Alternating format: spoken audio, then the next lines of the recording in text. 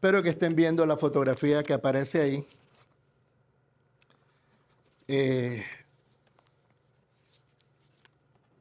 Hay una organización sin fines de lucro que se llama Voz de los Mártires. Es un ministerio que educa a los cristianos sobre el padecimiento de los cristianos en las partes más remotas del mundo. Obviamente un mártir es una persona que da su vida o su propiedad o su integridad física por su fe, por mantenerse fieles al Señor.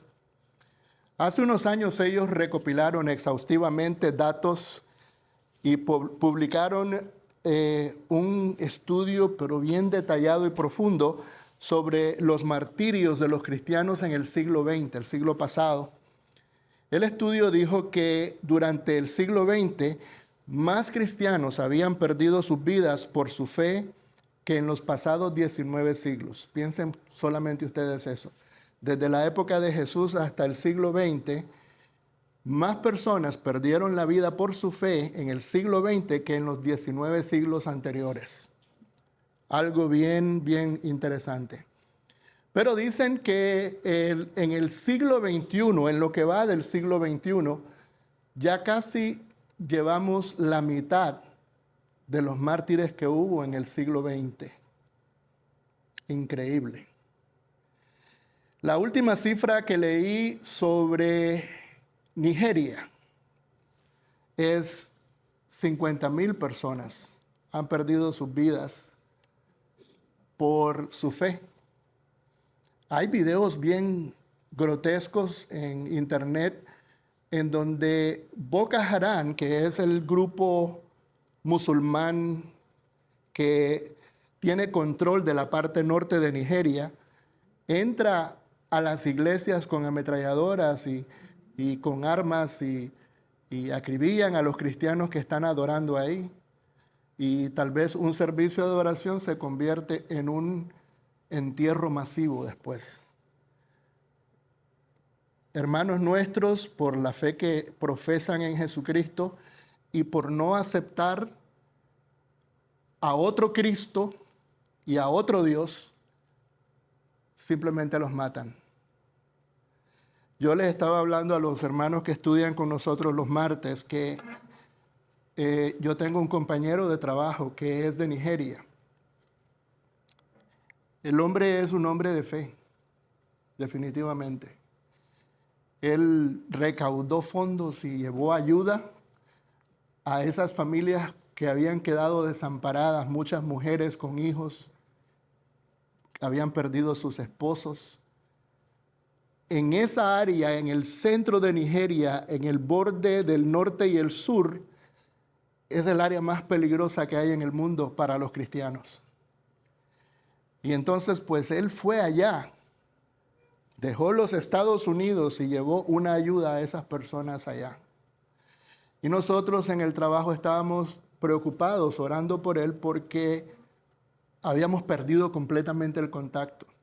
No sabíamos de él nada. Y él dice que solo en una ocasión habían salido de la Guardia Nacional de Nigeria, advirtiéndole a los cristianos que no se reunieran el domingo ahí, sino que buscaran otros lugares a escondidas para reunirse, porque el movimiento musulmán iba a llegar ese día a matarlos a todos los que estaban ahí reunidos. Gracias a Dios regresó a nosotros para contarnos esas historias y les puedo decir a ustedes que corrió mucho riesgo por llevar ayuda a sus hermanos. ¿Saben qué? Eso es fe. Cada vez que recibo noticias de persecuciones y muertes de los cristianos, yo oro por ellos con mucha tristeza. Porque aunque no los conozco, compartimos la misma fe. Y aunque no los conozco, sé que el drama humano que ellos están viviendo es más allá de lo que yo puedo imaginarme. Aunque debo confesar que también en el momento, le doy gracias a Dios. Le doy gracias a Dios porque vivimos nosotros en un lugar en donde muy pocos de nosotros tenemos que arriesgar algo por nuestra fe. Yo creo que eso es algo que a veces nosotros lo damos por hecho y no nos ponemos a pensar en las libertades que tenemos y cómo debemos aprovechar esas libertades para alcanzar a otras personas y llevar el reino de Dios a lugares en donde no se ha llevado.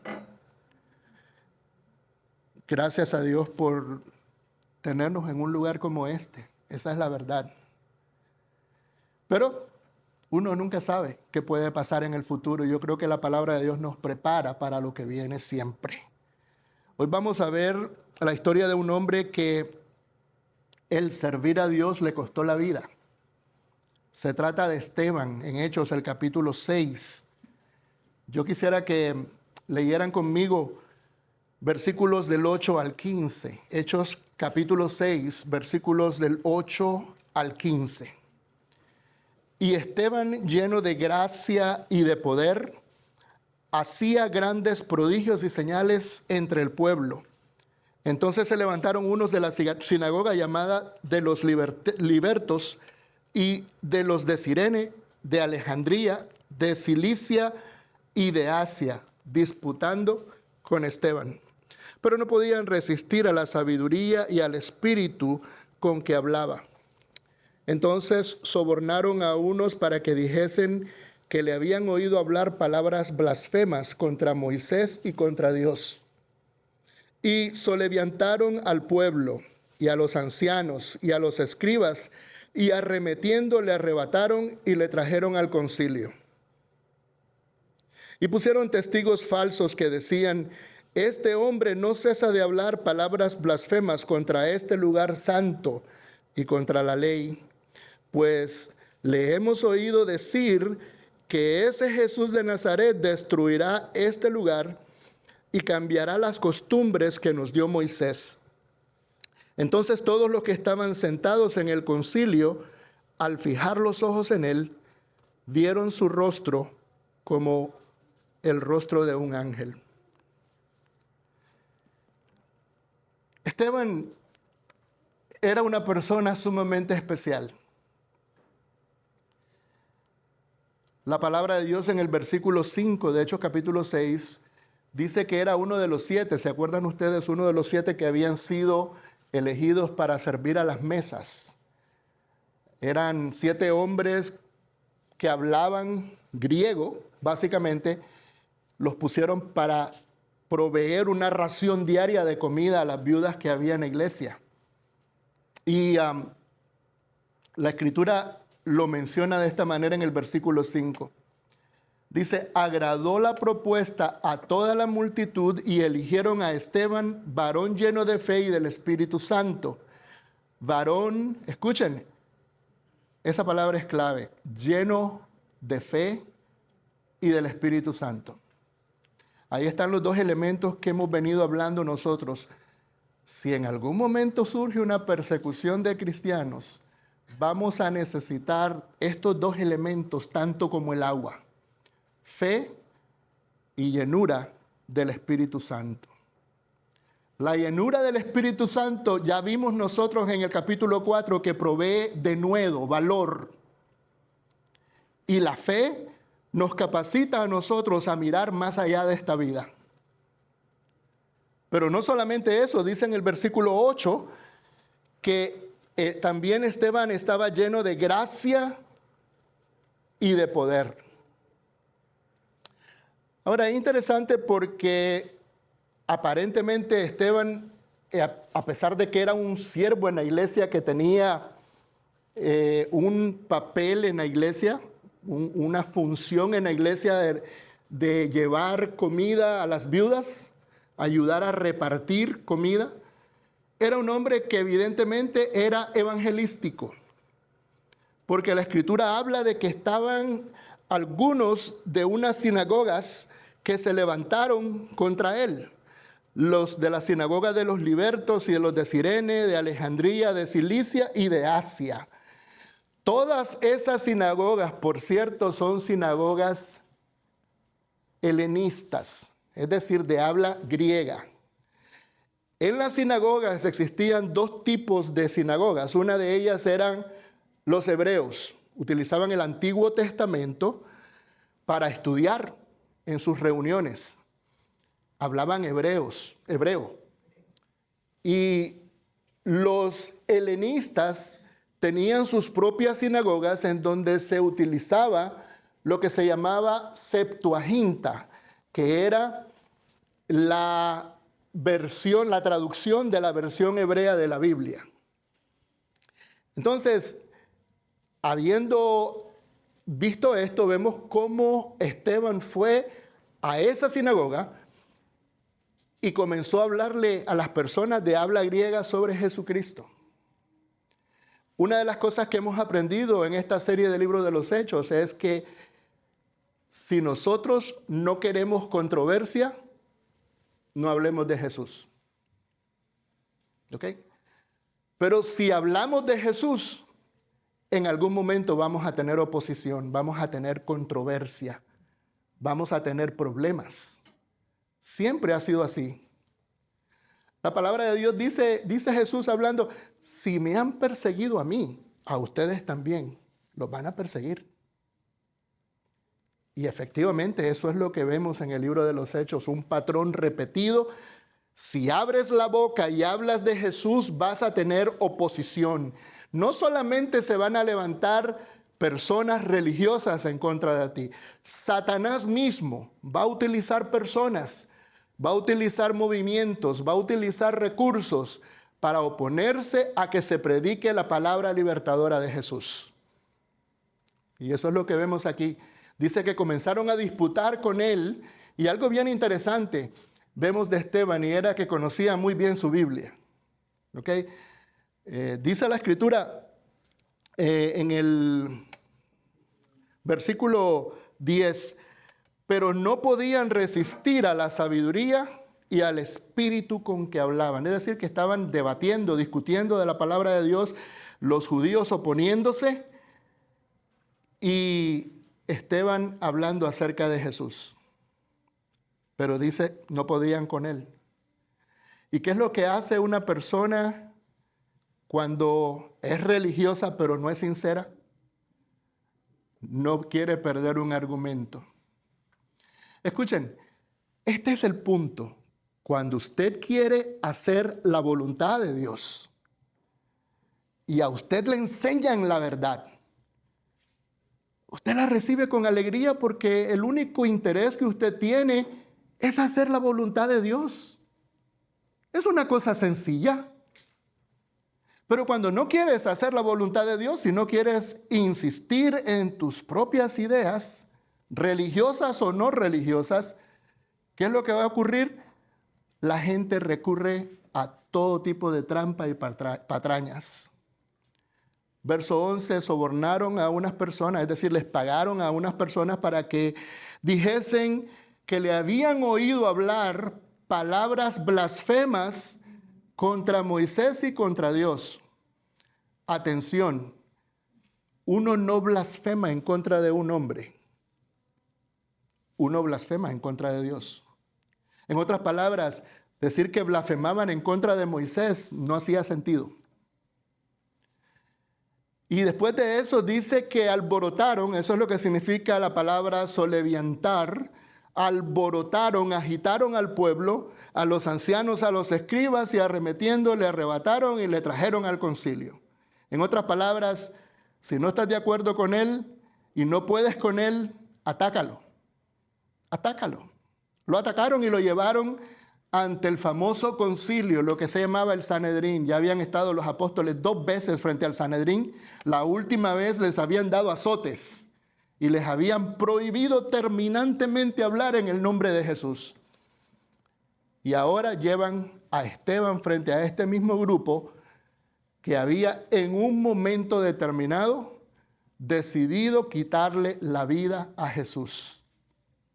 Los mismos asesinos. Entonces, la palabra de Dios dice que la acusación que hicieron Dejaron lo de blasfemia contra Moisés y contra Dios. En el versículo 13 lo acusaron de blasfemias contra este lugar santo, es decir, el templo, y contra la ley. Volvemos, un concepto totalmente errado de lo que es blasfemar. Esteban agarra esas dos cosas y cuando le preguntan qué tienes que decir, hace su defensa. No se asusten, este es el sermón más largo que encontramos en el libro de los Hechos. El más largo. Son 60 versículos. 60. Es un recuento detallado de la historia del pueblo hebreo. Y algo bien interesante es, a pesar de que no vamos a leer esto, quiero que ustedes vean el argumento de Esteban. El primer argumento es que Dios, según Esteban, no puede ser confinado a un lugar específico. ¿Recuerdan la acusación? Blasfemia contra el templo. Ok. Le da la historia entera y escuchen bien, le dice, a ustedes se les olvidó que Dios llamó a nuestro padre Abraham mientras él estaba en Ur de los Caldeos, un pueblo pagano. A ustedes se les olvidó que cuando Dios llamó a Moisés desde la zarza ardiendo, Moisés estaba en Madián, un pueblo pagano, lejos de Israel. A ustedes se les olvidó que a José, cuando se lo llevaron, lo vendieron y se lo llevaron a Egipto, Dios lo utilizó para rescatar al pueblo de Israel desde una tierra pagana, Egipto. El argumento termina de esta manera. Yo quiero que ustedes vean versículos 47 al 50. 47 al 50. Dice, mas Salomón le edificó casa, hablando del templo. Si bien, escuchen bien, el Altísimo no habita en templos hechos de mano, como dice el profeta, el cielo es mi trono y la tierra el estrado de mis pies. ¿Qué casa me edificaréis? Dice el Señor, ¿o cuál es el lugar de mi reposo? ¿No hizo mis manos todas estas cosas? Eso está en Isaías 66. Y lo que está diciendo es, Dios es tan grande que uno no puede confinarlo al templo. Ustedes tienen una fascinación con el templo. Pero el templo fue un recurso que Dios aprobó a David y que terminó construyéndolo Salomón. Pero no fue idea de Dios, fue idea realmente de David construirle un templo a Dios. Porque el Señor iba a oír desde los cielos cuando se orara en el templo. Esa es la promesa que le hizo a Salomón. Pero ¿saben qué? El templo es muy chiquito para él.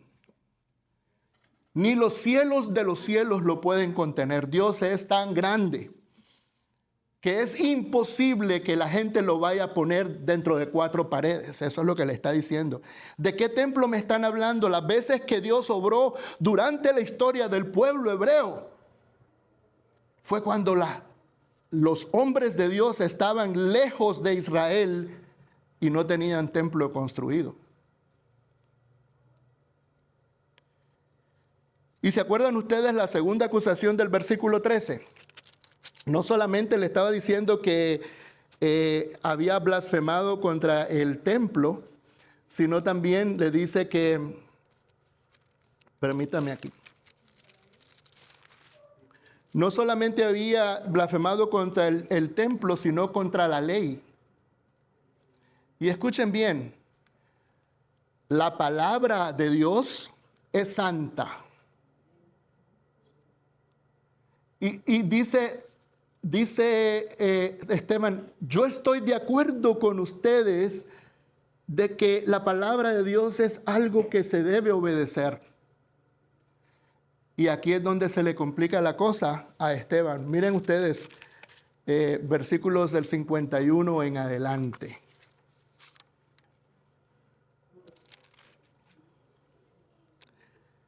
Les dice, duros de cerviz e incircuncisos de corazón y de oídos. Vosotros resistís al Espíritu Santo como vuestros padres, así también vosotros. O sea, la otra defensa que le dio Esteban a esta gente es: ustedes dicen de boca que la palabra de Dios es santa y que se debe obedecer, pero ustedes en la práctica salen carentes porque no están haciendo las cosas que Dios quiere. La devoción religiosa no va a cambiar nunca el corazón.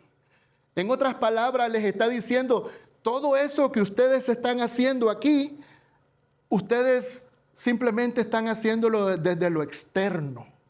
Ustedes están defendiendo no la ley de Dios, están defendiendo la religión judía.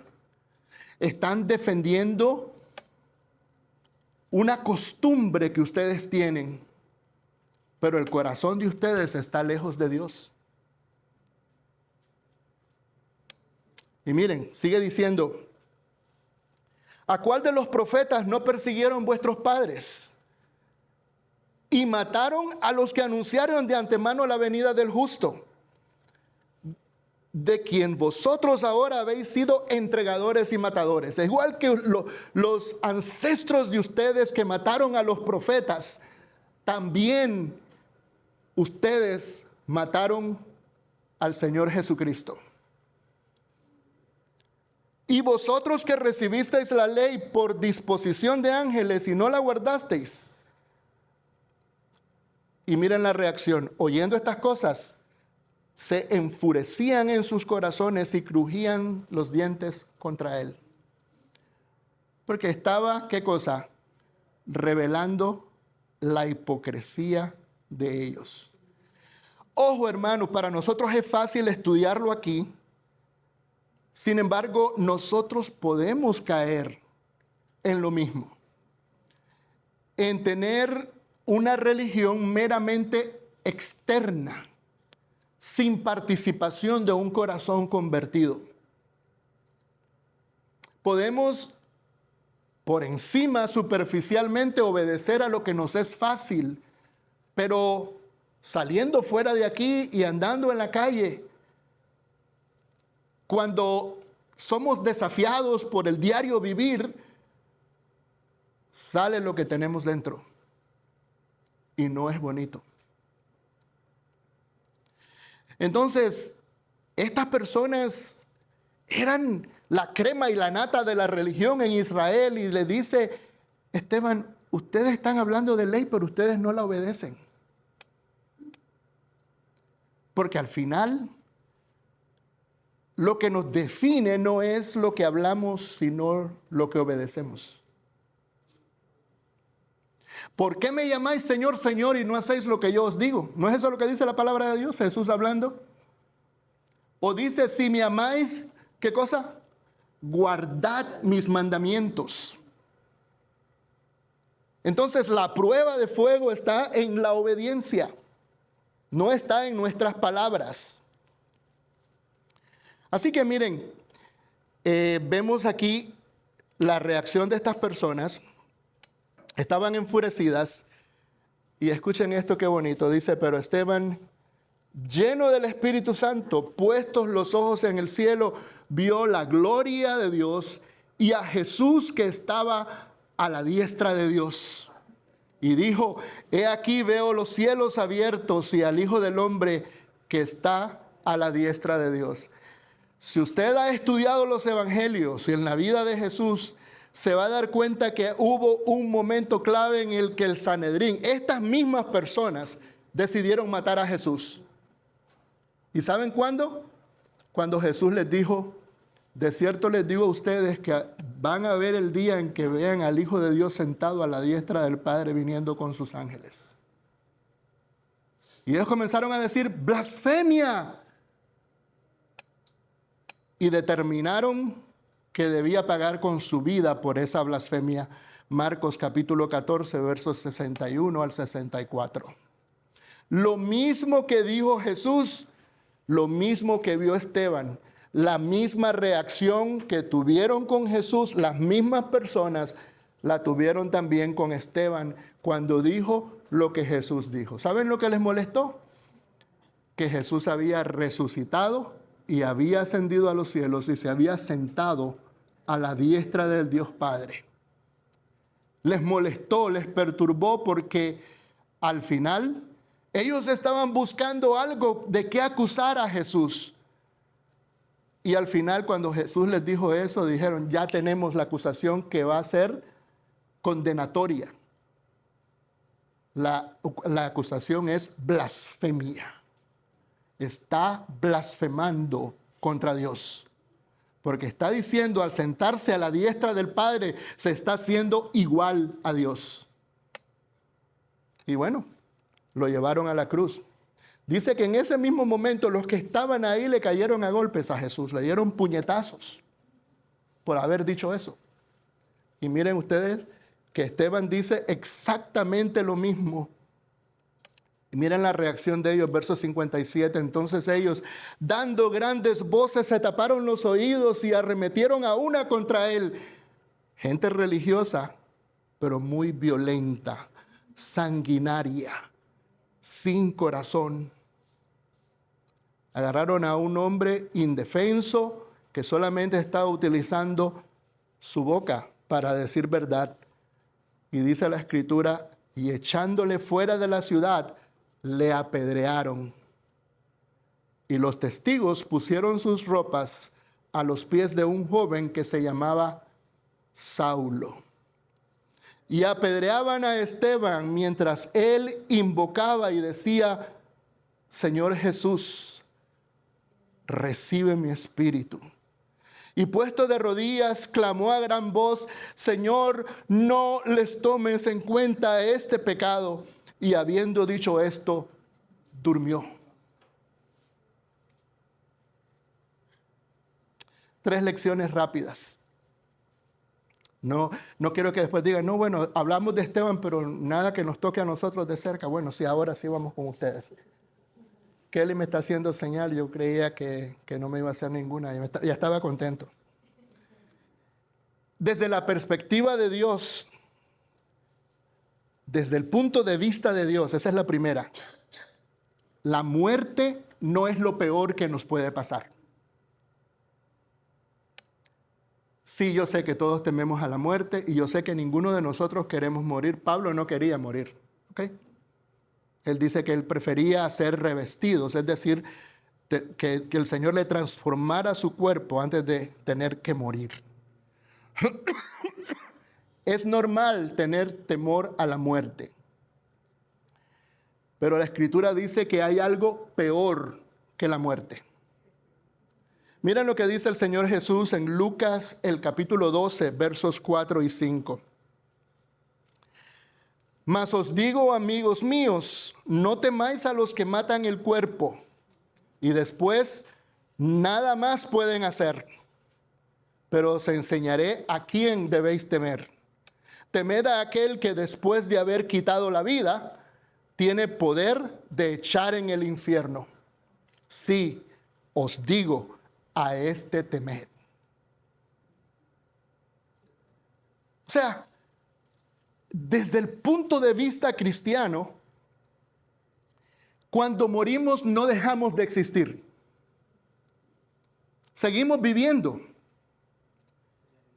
Lo que nos asusta a nosotros de la muerte, a nosotros pueblo de fe, nos asusta de la muerte es que estamos entrando a un mundo desconocido. Pero les digo sinceramente, la Escritura dice que no hay nada que temer. Porque el Señor Jesús se adelantó a recorrer ese camino por nosotros. Dejó matarse en la cruz. Jesús podía evitar ir a la cruz. Dejó matarse, número 1, para derramar su sangre, para que nosotros pudiéramos tener limpieza de pecado. Pero número 2, para demostrarnos lo que viene después de la muerte.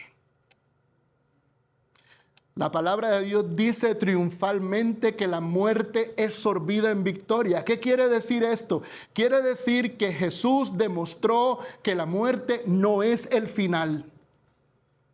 Que Jesús demostró que a pesar de que contiene la muerte un misterio para todos nosotros, ya Jesús llegó allá y nos dice no hay nada que temer. Lo que hay que temer es que la muerte nos atrape sin remisión de pecados. Lo que hay que temer es que después de haber oído y requete oído sermones sobre la gracia de Dios, sobre el amor de Dios, sobre el sacrificio de Cristo por nosotros, nosotros dejemos pasar oportunidades y terminemos en el infierno. Eso sí es tragedia. Segunda lección. Este pasaje también amerita que examinemos cómo está nuestra fe en el Señor. Dice la palabra de Dios que nosotros debemos examinarnos a nosotros mismos para ver si estamos en la fe. Es un ejercicio muy bueno para nosotros todo el tiempo examinar nuestro nivel de fe. Porque es fácil estar aquí sentados y decir, bueno, sí, si vinieran y me llevaran preso o yo estuviera en Nigeria y me acribillaran a balazos y todo eso, yo creo que yo podría fácilmente morirme ahí sin ningún problema. Pero el asunto viene cuando nos damos cuenta que muchas veces nosotros no calculamos correctamente el nivel de nuestra fe. Creemos que somos fuertes cuando en realidad no somos. ¿Cuántos de ustedes se acuerdan de Pedro? ¿Se acuerdan de Pedro?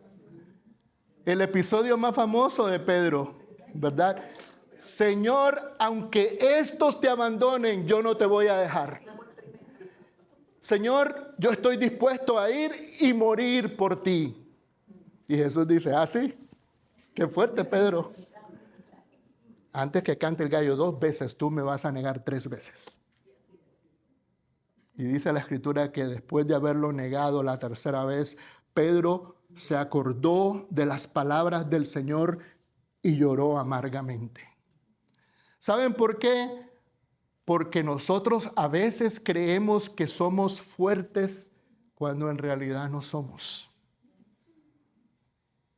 Tenemos que examinar nuestra fe. Dice la palabra de Dios, Pablo hablando, Filipenses 1, 19 al 21, porque sé que por vuestra oración y la suministración del Espíritu Santo de Jesucristo, el Espíritu de Jesucristo, esto resultará en mi liberación. Está Pablo en Filipos preso, ¿verdad? Y dice, bueno, ustedes han estado orando por mí y yo tengo la confianza de que Dios me va a sacar de la prisión, dice Pablo. Conforme a mi anhelo y esperanza de que en nada seré avergonzado. Antes bien, con toda confianza, como siempre, ahora también será magnificado Cristo en mi cuerpo, o por vida o por muerte. Porque para mí el vivir es Cristo y el morir es ganancia. Y lo que está diciendo es, yo quiero vivir, pero hay un principio más importante que la vida mía. Y es que yo cumpla en mi cuerpo el propósito de Cristo en mi vida. Si el propósito de Él es que yo viva para seguir evangelizando y seguir edificando a la iglesia, qué bueno. Pero si Cristo decide que se acabó el tiempo mío, dice Él, no importa. Porque para mí, dice, la vida está centrada en Cristo. Y cuando la vida es una vida centrada en Cristo, el morir puede ser ganancia. Pablo lo dice con convicción, el morir es ganancia. Porque lo que viene después de esta vida es cegar los frutos de nuestro amor, de nuestra entrega y de nuestro servicio a Dios. El Señor no es injusto para olvidarse aún de las pequeñas obras que hacemos nosotros a favor de su reino. Y última lección, el Señor nos promete dar gracia. No gracias, gracia. La palabra de Dios dice que Esteban estaba lleno de gracia. La palabra de Dios dice que María, cuando estaba embarazada con Jesús, era llena de gracia. Pablo pidió a Dios que le quitara una enfermedad y el Señor le dio su gracia. Bástate mi gracia, porque mi poder se perfecciona en la debilidad, le dice el Señor a Pablo. Gracia puede ser definido como algo que Dios nos da para el momento que estamos viviendo. Gracia es la ayuda divina que nos llega en el momento en que más la necesitamos para vencer un obstáculo, una tribulación o una prueba grande. Y tal vez ahora ustedes dicen, bueno, a lo mejor si yo hubiera estado en el primer siglo, a lo mejor yo no hubiera podido, yo creo que yo me hubiera doblegado, yo creo que yo no me hubiera dejado matar. Y como los de Nigeria, ¿no? Que a ellos se les acaba el problema cuando digan que Mahoma es el profeta y que Alá es el Señor. Se acabó el problema. Lo pueden decir con la boca, pero ellos se niegan a hacerlo. ¿Qué harían ustedes en esa situación? Y la respuesta es, para esa situación Dios nos va a dar a nosotros gracia. Lo único que Él necesita de nosotros para obrar en nuestras vidas de una forma sobrenatural cuando viene la prueba es que nosotros tengamos fe en Él. Que nosotros estemos determinados a serle fiel. La Escritura dice claramente en Apocalipsis 2:10, sé fiel hasta la muerte y recibiréis la corona de la vida. Un pasaje bien conocido. Y muchos de nosotros creemos que lo que está diciendo el pasaje es, sé fiel durante todos estos años hasta que llegue el día de tu muerte y yo te daré la corona de vida. No es eso lo que dice el pasaje. Lo dice en contexto de persecución. Y lo que está diciendo es, sé fiel hasta el punto de dejarte matar y yo te daré la corona de la vida. Y esa es la fe que Él quiere que nosotros tengamos para darnos gracia.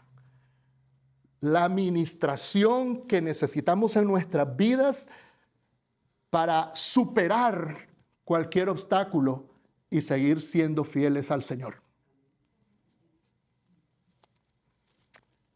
¿Cómo hacen los cristianos entonces para morir siendo fieles al Señor? Número 1, reciben gracia. Y número 2, conocen la promesa de que el Señor no nos va a decir mentira. Él es fiel y nos va a dar la corona de la vida cuando este mundo haya pasado. Cristianismo, escuchen bien esto, cristianismo está enfocado en la vida venidera, no en esta vida. Si estamos enfocados en esta vida solamente, vamos a recibir muchas decepciones. Pero el Señor nos está diciendo, vamos a mirar hacia el futuro. Vamos a mirar aquel día cuando Dios nos diga, venid, benditos de mi Padre, heredad el reino preparado para vosotros desde la fundación del mundo.